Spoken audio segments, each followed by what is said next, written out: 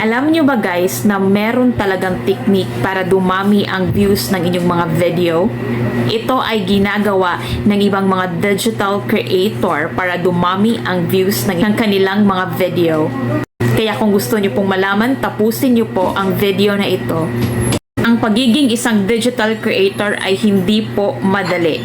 Kaya kung ano man ang nalalaman ko ay gusto kong i-share po sa inyo ito dahil sharing is caring. At para happy tayo lahat dito sa mundo ni Meta. So ito na nga guys, no?